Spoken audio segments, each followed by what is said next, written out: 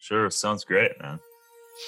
Well, everyone, it's my absolute thrill to welcome Darin Olien to the Storybox podcast today. If I said your last name correctly, sir, you are the co-host with Zac Efron on the widely popular Netflix docu-series called Down to Earth with Zac Efron / Darin Olien, and host of the #1 health and wellness podcast, the Darin Olien Show.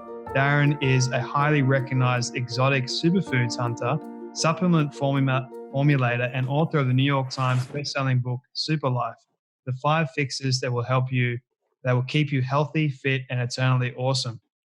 You have traveled the planet discovering new and unutilized exotic foods and medicinal plants. In early 2020, Darin launched the 1-to-1 Tribe, a health app created to help people live an optimal and sustainable life. You've done so much more in your amazing career. Darin, welcome to the Storybox podcast today. Hey, brother. I'm stoked and honored to be here. Thank you so much, man, for making the time. I've been looking forward to this conversation ever since we scheduled it and ever since I saw the documentary series with Zac Efron. It was an amazing documentary series. Before we dive into your backstory and how you got started doing all this incredible stuff, I have one question that I love asking all my guests, which is, what does success look like for you? Yeah, it's an evolving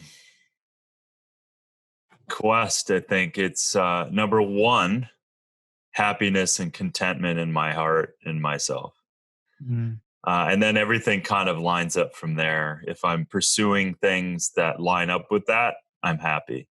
Even in the pursuit, even though we all want to hit goals and everything. But success really is, to further that point, the understanding of who I am, what I am, and what I'm about at the core of my essence. That's the more I understand myself, the more successful I am. And that kind of pales in comparison to the quote unquote perceived success out in the world. So the more I know myself, the more I can navigate this life more powerfully as a human being. That is beautiful, man. When was the moment that you understood that this was success for you, understanding yourself, who you are, your values, your character, making things that make you happy? When was that moment? Was it a gradual thing over time, or was there a catalyst moment? I think it's several catalysts to, I think, pain and strife in this world certainly is an opportunity for discovery, because I don't think things happen to us. I think they're happening for us on a grand scale. We don't often understand what they are at the time they're happening, or why they are, or what's happening, or what the opportunity is. But I think always having this inkling in myself to investigate my responsibility to how I'm reacting to things, and my responsibility of, to the best of my ability, taking responsibility for things that are happening around me. What's the common denominator? What magnetism am I putting out or not putting out that's creating events in my life? So it's certainly been, a gradual but continued unfoldment of that principle. And I certainly, from losing everything, I have, in the end of that episode, losing, everything I had in the fire, that was certainly a monumental moment that, again, garnered strength inside myself and a fortitude that further showed me that what you do with things is ultimately the greatest opportunity we have.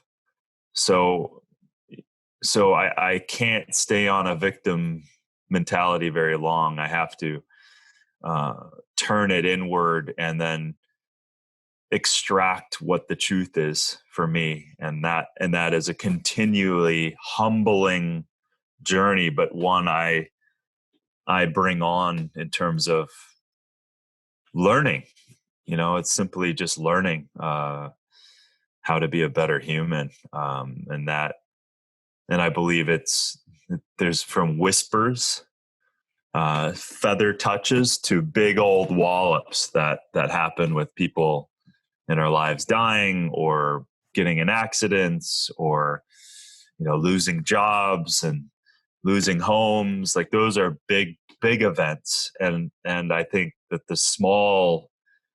I think the universe, the creator, God, whatever you want to call it, is always communicating to us. So I like to attune myself to those messages as much as possible to just kind of understand the science of this mystery in the best way that I can. Mm. I'm curious because you mentioned going through pain, and then you also mentioned losing your house and everything that you had in the fire, which is pretty devastating for any stretch of the imagination. But I want to go back to, I guess, how you grew up. Did you always, like, what were some of the stories that you could share of some of the moments that you went through, either whispers of pain, like little moments of pain, or the big ones? Yeah, I think, well, it really does go all the way back. I've had some spontaneous kind of lucid experiences of myself being born, drug free, by the way. Just the you got to say that now and again because people do a lot of psychedelics these days, but that wasn't. And so I realized that there was a lot of trauma around my birth. I was 3.5 pounds. I was 2 months early. I almost died. And the only reason I say that is because that acknowledged a deep fear I had, or a deep fragility or frailty I felt upon my first breath. And it continued. And so that programming throughout my childhood was very much like, oh, so, I'm broken. I'm not strong. I'm vulnerable. But the more I kind of took steps, started eating better as a kid, picked up, my first understanding of working out, realized that getting myself stronger, I had more control than I thought. And certainly going down that road and broken relationships and parents getting divorces and things like that, losing friends, death, all of those things have always been opportunity. And I believe,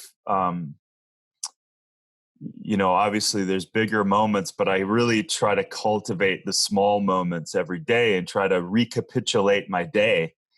Like, hey, how was that? And that's a morning ritual for me where I really sit with and take an inventory where I am, who I am, what direction am I going to, and is it attuned? Is it lined up with who I am, with where I'm going? And that literally, it's a micro movement, right? It's a constant kind of dialing in the radio frequency. So I do that on a daily basis and try to listen as much as possible. As much as, I'm running my dog yesterday and a huge giant owl flies right in front of me. And those moments are easy to blow off and just go, amazing, that's a great owl. But for me, I start asking a few questions within that. And maybe there's a message, maybe there isn't. Maybe I don't know it, but maybe there is something that pops up. Or today I had a pain in my neck and my mom popped in my head. I'm like, oh, I got to call my mom.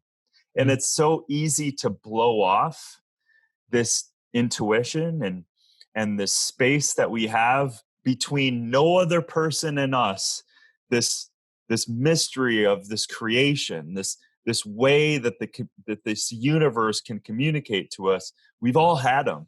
We've all had that, the goosebumps and the hair standing up on our, the back of our neck. We've all had that stuff. So what if there was a constant communication between you and this mystery.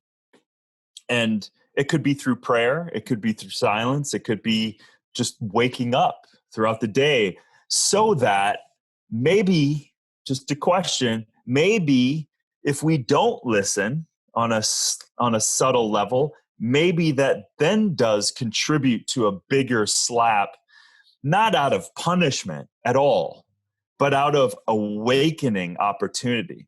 Because it's like anything. If you have a friend that's trying to tell you something and you're not listening, he gets louder, he gets louder, and he gets louder. You're not listening to me. And it's a very certain thing that maybe the universe does that too. So I like to just make sure that I'm attuning myself. And listen, I fail too. I fail all the time of not listening. And then, so those are the kinds of subtle things that I work on a consistent basis, for sure. A wise man once told me, when it comes down to pain, he's like, pain is inevitable, but your attitude towards the pain, that is your choice. And you can choose whether or not you want to embrace it and accept it and be happy that it is here, even though it hurts, and learn as much as you can from it. Or you can go the complete opposite. You can go in absolute misery. You can be depressed. And I've been through like my fair share of pain too. And I'm only 24 years old. And I can go back to when I was born too and say that I was born fighting. I wasn't premature or anything like that, but I was born with kidney reflux and scar tissue on my right kidney. And when you're a little baby, having kidney reflux and scar tissue on your kidney is not a good thing, because you're trying to develop, you're trying to survive. And I also got, at 2 years old, I ended up getting salmonella food poisoning. And it literally dehydrated my entire body from all the vomiting and the diarrhea. And I almost died. The doctors were saying I was an hour away from death. They couldn't find a vein in my entire body to put fluids in me. And the amazing thing about that is I still remember the hospital that I was in. I still remember the room. And I still remember screaming because I was in absolute agony. Yeah. But the amazing thing when I look back at all these moments, like this is one, Darin, all these moments of I've almost died 3 times. I've had health issues like you would not believe, and just all these events. I wouldn't change anything for the world, because it's made me who I am today. And it sounds like it's made you into the man that you are today. And what I'm curious about, Darin, is how did you grow up? Like, what did you want to be when you got older? Well, thank you for telling me that story. I can relate from the frailty of trying to survive. I too can remember the room and the nurses and the energy, more importantly, the frantic energy. And I just wanted my mom at that point. Mm-hmm. But what was your question again? I want to say, like, I still remember the movie that was on. It was The Lion King. Oh, wow. And my brother, he had the same thing. He was right beside me, but he was older. And the Circle of Life came on. And I was just like, this incredible moment, man. I kid you not, that whenever I remember it, I remember the nurses' faces, like just smiling, because in that moment, I just stopped the pain and I just started smiling. Wow. Like when the Circle of Life came on. And it was just like this incredible moment, man. But my question was, how did you grow up? Like, what were the lessons that you learned? What did you want to be when you grew up? And did you always see yourself doing this? Definitely not. to the last question, I was a normal kid from a small town in Minnesota. Middle class, worked hard. From farmers and ranchers and kind of Norwegian upbringing a little bit. And, my dad was an ag professor at the University of Minnesota. I don't know, very simple, but I know the exact time when my dad asked me what I wanted to do. I want to be a vet. I just, it's the first thing I thought of because I loved animals so much. Mm. And I never pursued it. Became a normal kid, played sports. And really when I became 16 and, my health started getting a lot stronger and I packed on muscle, and then I really started aggressively playing sports and American football. And so my parents, even though their relationship was not great at all, I knew that they loved me both independently. And that's huge. So as a child, when at least even though I woke up every single day of my life with my parents arguing, like at a Richter scale that was pretty high. So the idea of calm, peaceful, loving relationship, I definitely did not learn. But I knew that my parents loved me, and that was huge. And they supported me and really just let me kind of be free to figure out what I wanted to do, even though they had certain, pushing me into, what they thought religion was and all of this stuff. But largely that kind of dissipated over time. And then it was really when I was playing college football, again, American football, and I got hurt. I got injured with a lower back issue, and I couldn't play anymore. So I got depressed a bit and transferred schools. And then that light bulb went off.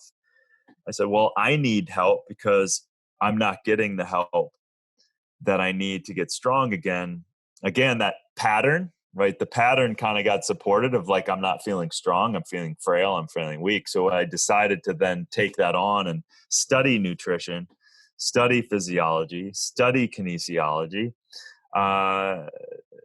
So when that kind of turned on, it was just this miracle fascination with the body. And then I started out of school, I started working with another physiologist, and we started helping people in rehab and learn how to move their bodies and prevent. And then I started on the side, I started doing this research around nutrition and got kind of taken under a wing by a doctor who would, before the internet was really a big thing, you would just drop stacks and stacks of functional medicine. It wasn't even called that at the time. Functional medicine journals and research about. I remember one of the first things I read was, cinnamon is supportive in pre-diabetic and diabetic in terms of lowering insulin sensitivity. And I was just like, wait a minute, what? Mm-hmm. Like you can take this thing that I thought was just for cinnamon toast, and it was actually medicinal. And, so that kind of turned that part of me on. And then the more I kind of looked into that world, the more I was disgusted by the quality of supplements and food. And so really the Minnesota farm kid essentially had to go see the people who grew it and grew these herbs and these botanicals that I was finding, that I was fascinated with, that I was starting to formulate with.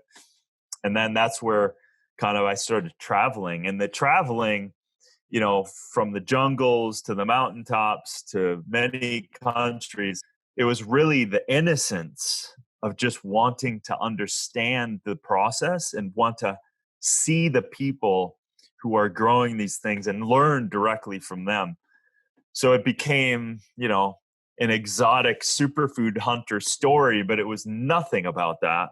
It was literally just, I want to go see these people and understand the process so that if I do formulate with these things and use them, I want to make sure it's good for the people, good for the planet, and there's a better quality that's getting into these people's bodies. And so that kind of is how it all came to be. And the more you kind of poke out in the world, the more you see, obviously. And then so the environmental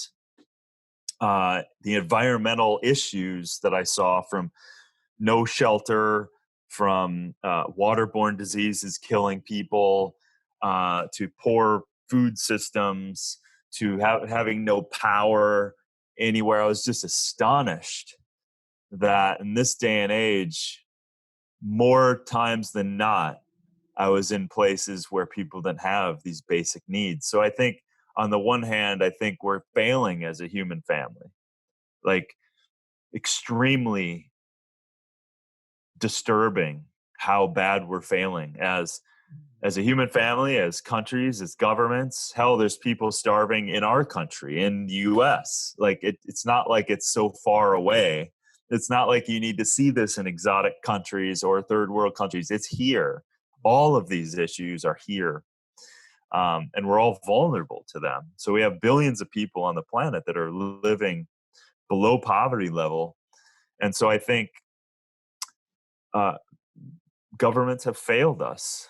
And so I like to use that and mobilize actionable things that we can start doing. And largely, I'm still in infancy in terms of really what my mission is, and that's helping people and helping the planet in every way possible, as long as I can live and do that. And it really takes many different shapes and many different ways. But the more I'm collaborating and the more I'm seem to be magnetizing to the same type of people, the more I'm inspired, because there are great people doing great things. But the delusion is that someone else is going to do it, or the government's going to do it, or someone else has got that and I don't need to worry about that. And that's the delusion I think we live in, and we also don't want to see it.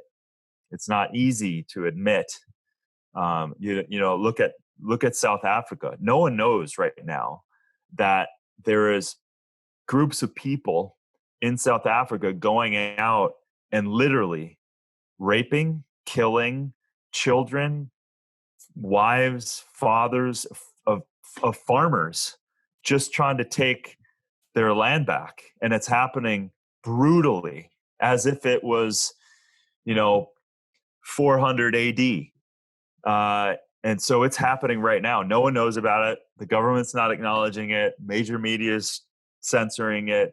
But I directly was in communication on the ground with a South African this morning with images of that stuff happening. And so as a human family, the more you see, the more you realize that we need to change in several ways. And so it's not to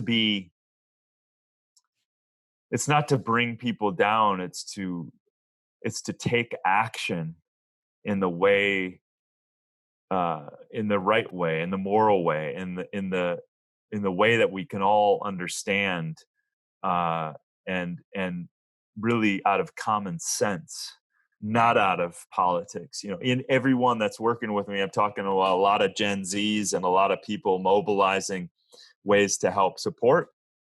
And one thing I say is no politics. So if you're going to be working with me, zero politics, zero judgment, none of it. Don't want anything to do with it. That is not how I'm going to get anything done. I just don't want to play in that game. That's for me. There's other people doing great work and all of those things. I support campaigns. Hell, I'm even starting a lobbying for some power sovereignty, but I'm not making a political statement and verbalizing all of that stuff. I'm just going down the path of creating more freedoms and choices for people. So, yeah, so it's an interesting world, but that's a little bit of a tangent, but I know it's overwhelming. A lot of our things that are not working in the world, especially now. The beautiful thing, if I could say it that way, is that it's almost like with COVID, with the elections, with government, and even with this massive censoring, we're seeing it for the first time. We're seeing on a mass scale how people are manipulating the system. So even whatever you believe in on whatever side, it's happening.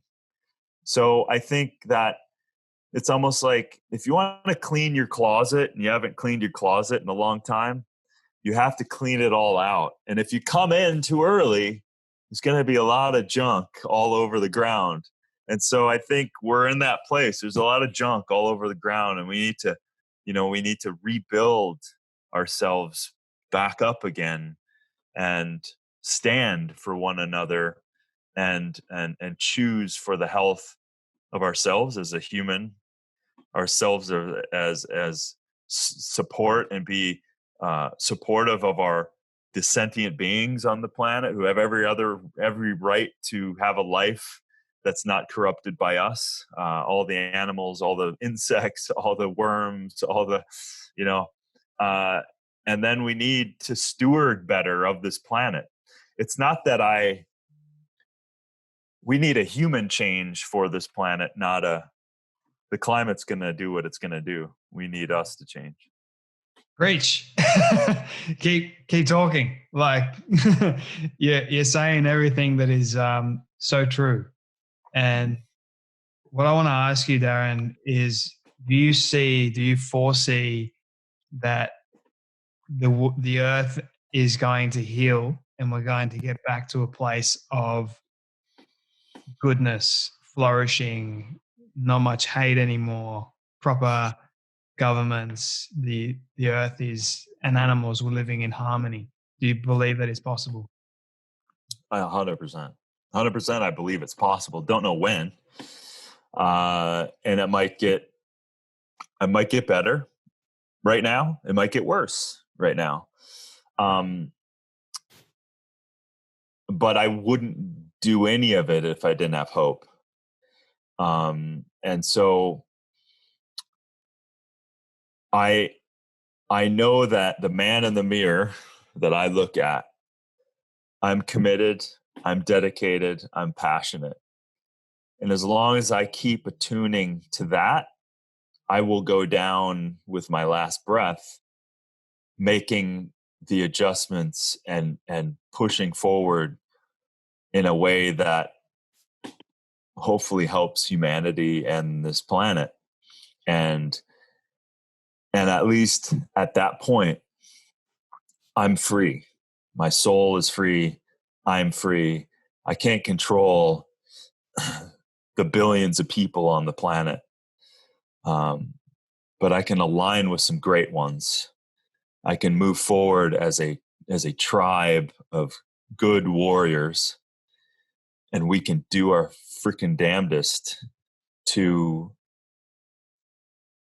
even if we put a smile on someone's face, allowed them to have a greater sense of freedom, and we start inching our way towards it. I'm going for it. So there's just no other choice for me. I am not interested in sitting back and just, hell, I could have retired 10 years ago with some of the stuff I did, honestly. And that's like, that doesn't even equate. It doesn't even register in my world. It's just like there's so many projects I do that have nothing to do with, I don't even know how I'm ever going to make money on this project, but it's not about that. And there's some that make sense to make money. So I'm not saying divorce money, but what I'm saying is that the freedom of moving forward, again, I think that's where we can free ourselves now with doing what we know to be true. And that right then is a prayer and a change that is collective, and it's felt collectively. But if we're all, judgmental, angry, bitter, and aggressive, that is not what we need in the world. Divisiveness, you know where that goes. There's no part of me that's going to convince somebody that's already convinced of their point of view that they're going to change from an argument or telling them they're an asshole, or telling them whatever political stance they take is bullshit. Like it's not going to change anybody. That person just digs their heels in more. What I'd rather do is going, do you see that child right there? That child that is scooping up water from a fecal infested cesspool with cattle all around it in the middle of Africa and bringing that home 2 kilometers, and they need to drink water or they'll die, and they have to drink that water. So they're playing Russian roulette every day. Do you think that's right? Let's come together and change that scenario as one example of the 9,000 kids that are dying every day of waterborne diseases. So that's not something anyone needs to argue about. It's just a matter of how can we get that done? And so that's where I'd like to go and create this group of people and collaborators to find solutions, non-political solutions to help children like that and to help sovereignty, gain our sovereignty, our heart sovereignty of realizing that we are powerful, amazing beings. Let's pull that back. Let's shut off this manipulation of mainstream media. Let's pull our sovereignty back as powerful humans. And then let's put our energy, I'm going to put my energy towards sovereignty of being able to create power, to microgrid the world rather than these monopolies that largely burned my house down because of a derelict pole that came down. And food sovereignty. Let's get people access to food, healthy food, water sovereignty. So it's all of these things that are the pillars of what I'm dedicated to, and many others. But that's what I stand for ultimately. What has been the most confronting, man? I'm loving this conversation. It's like, it's so true, so real. But what has been the most confronting sight for you that you've ever witnessed? Sort of challenged your perspective on life and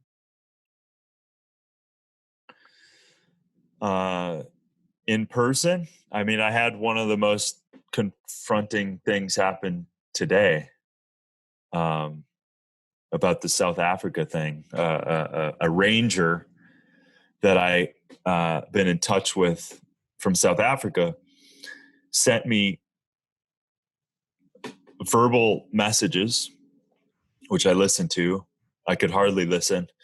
And then real pictures from these farmers in South Africa being brutalized and killed. I just can't even get my head around it. And then physically being out in the world from like in Africa is obviously very memorable because you're seeing thousands and thousands and thousands of children that don't have anything and are literally a percentage of them that I'm looking at are dying and are dead now.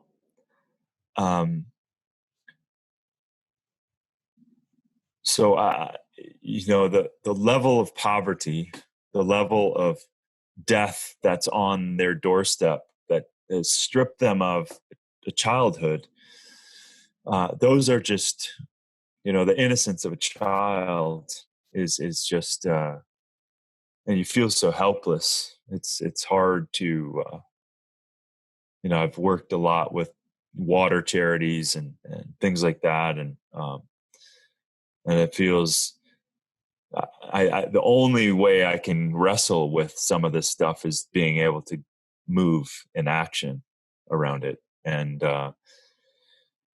and several other things, So it's just, I mean, I'm thinking about it so intensely right now because we had some things in Brazil happen today where some people that we knew, because we with one of our companies down there, some people that were working for us who knew somebody just got killed because of a bad road, and it just, the fragility of life is just so intense that it's so easy to be in our bubble and to be so selfish. And listen, I'm not infallible. Like I'm trying to do the best I can. But again, leaving it on a high note, I am inspired by the people, by the organizations, by the companies, by the money coming from big entities, big companies that are putting money into helping the environment, into, for example, I've been in touch with Visa, and Visa's literally putting money into helping small businesses, which is dying right now, right? A company that I just signed on as an advisor for to help get their message out is one of the biggest alternatives to single-use plastic. So they're creating out of fibers and called Footprint, and they're using fibers, and they're working with Cargill, Pepsi, McDonald's, these companies right now. So my point is that there is hope, that there is great things happening. So it's not to go, we need to see what's going on in order for us to mobilize and make changes, for sure. And again, I think it's part of our flaw. We don't want to see it, and we don't want to acknowledge all of it. We just want to separate our plastic, for example, put it in a bin, and then magically have the garbage collector take it away, and not realize that 93% of that plastic that you just separated is not being recycled at all, and it's just being buried in the planet, in the ground. So we're living in a bit of a delusion, and I think with COVID and everything else, people that have controlled us and systems that haven't had our best interest, we need to change these things. I like how you mentioned the control aspect. It's very true. And especially with the censorship and governments and all that sort of stuff. I mean, we saw it in Melbourne, like they were locked down for weeks. And even though the COVID cases started to ease up, they were still locked in their homes. And it was the only state in the whole world that was in total lockdown for that long. And you got to think, why? Yeah. And like I feel so sorry for the people of Melbourne because they were locked in their houses. They had strict guidelines and rules, but that's not freedom. That's not like human rights just go out the window. It's like, what is it? Like we're being controlled by higher power. You think and then we wonder why we have all these problems. We wonder why we have riots. We wonder why we have so much hate in the world. It's because of other people that have that level of power they want to control. Yeah, when the data doesn't support that level of lockdown, no, it's a partner I talk with on a daily basis from Melbourne. I mean, I'm just like, this is insane. I mean, the rest of Australia is totally fine, and these guys are just literally a prison state. But I think there's a lot of corruption, right? There's some political corruption and major corruption. Yeah. And you got to think, like, as the leader of the country, I know personally, I wouldn't stand for any kind of corruption. Right. But I just think you've got so many people around you whispering in your ear, you could do this, do that.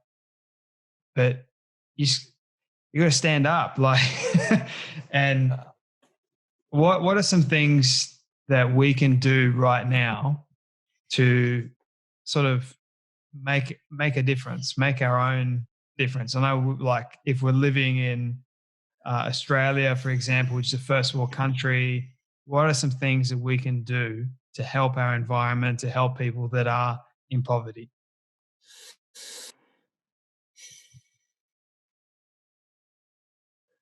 Well, one thing is for sure, we do need to take care of ourselves.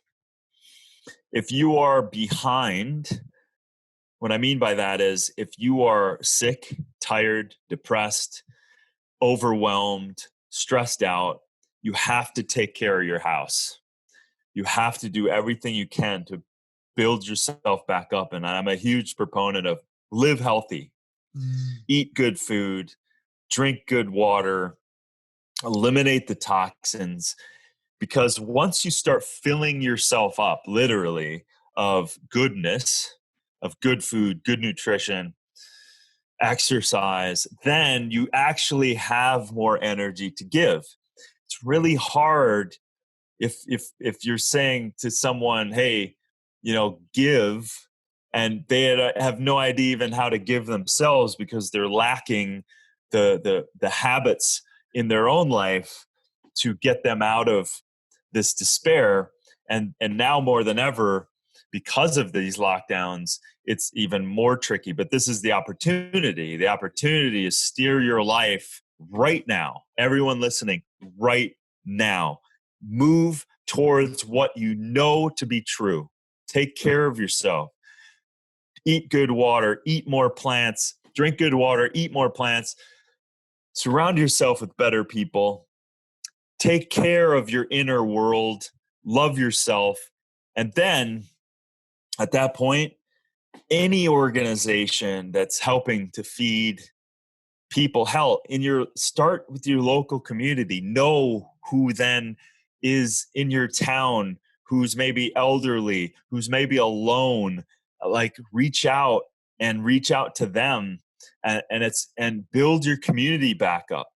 And then, yeah, there's some great organizations. UNICEF is a great organization helping children. There's a great documentary, Tales of Light. That's a great organization. Friend of mine, Orlando Bloom, is actually in it. He's helped UNICEF for a long time. It's a gorgeous film about the children. So UNICEF, I was blown away. UNICEF's doing a lot of great things. So again, but we have to learn as humans to literally take care of ourselves. Our life is precious, and that's not selfish. That's necessary. When you are healthy, you're not dragging around a body that's not working. You're then able to be a contributive, powerful member of a movement moving forward. And mm, so I don't like to just tell people what to do. I literally take care of your house. Take care of this house, you. And then if you can make adjustments or you're feeling great, then great. Start contributing to your community and to other organizations, and start mobilizing with people who think this way. And the more people we can get to move forward, then we can put those things into action. We can raise money. We can change policy, et cetera, et cetera. And that movement moves the needle within governments because, again, we put too much power in the government. We keep giving our power away. We need to actually take it back and steer the government. Also, what you can do is be aware of the companies that you're buying things from. That's as good as voting, because every time you buy this cheap product that has chemicals, pesticides, sugar, all of this stuff in it, you're saying to that company, I want you in business. So we need to stop with that stuff. Be aware of companies doing good for the environment, that are good for you, that are creating healthy products. And that is a way to help those companies build a strong business, because they're pleomorphically helping many other things than just getting you a cheap product. Mm. So those are some very powerful ways as an individual. And then you tell your friends, hey, check out this company, this incredible, nut, this incredible superfood, this incredible convenient, Beyond Meat burger, whatever it is. That's super helpful. Mm. Thank you so much for sharing that. I think that is a lot of good wisdom for people to take on board. And you're right, it is their choice to take it on board or not. And do take care of this, because if you don't have this, you don't have anything else. So, That's two more questions for you, Darin, if you don't mind. I've loved this conversation. right. You've got this new docu-series with Zac Efron, Down to Earth. And I'm curious, what was the one place that you went to that was your favorite that sticks out in your mind? Mm. I mean, it's really hard because they were all so precious each episode. Because I contributed to those stories and to the initiatives and to all that stuff. So, I mean, hanging out with Dr. Longo and talking to the 100-year-olds in Sardinia was extraordinary. And the water episode at Lourdes was that ceremony at the end was so moving. And just the sheer numbers of people coming there and looking for, health and change and a miracle was extraordinary. And then, the mystery of Iceland. I had a couple of days off and I went foraging with medicinal plants, and I could stay in Iceland for a long time just exploring, because it's like a different planet. So there was just a lot of special moments for sure. Mm. And what was something that Zac taught you about life and about yourself? Oh, good question. No one's asked me that yet. I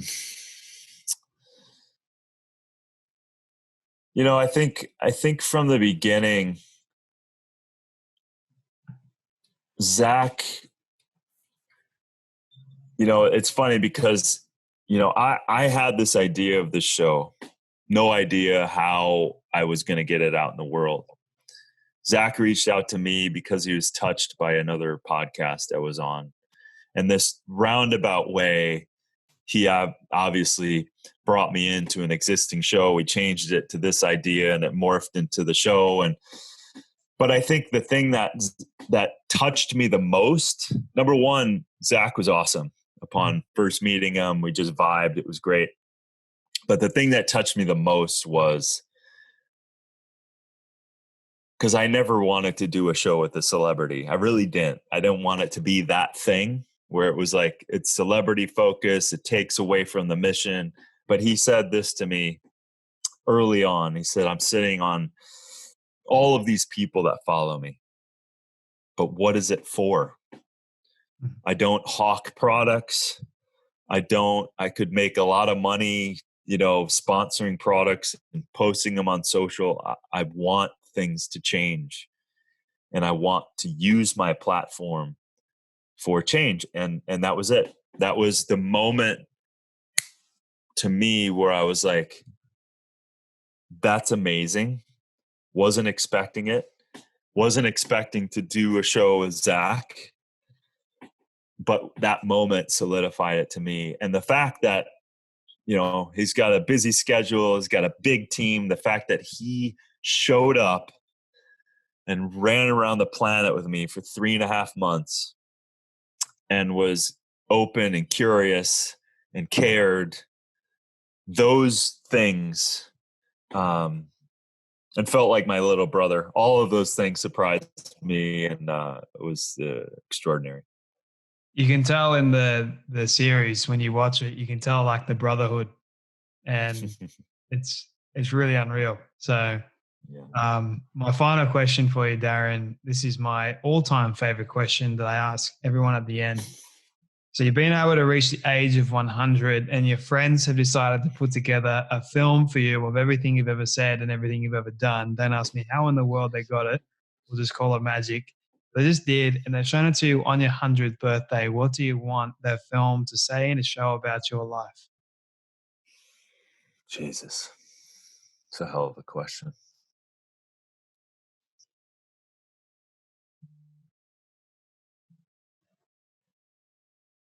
I want people to not only viewing that, I want them to be crying in joy because they know I cared. They know I set out to accomplish everything that I wanted to. They know that it showed that I never compromised, no matter how any accolades or attention, that I never wavered from the care, from the mission, and that millions of people were touched by that weren't just touched by it, but were inspired to do that themselves. Mm. That is, that is beautiful.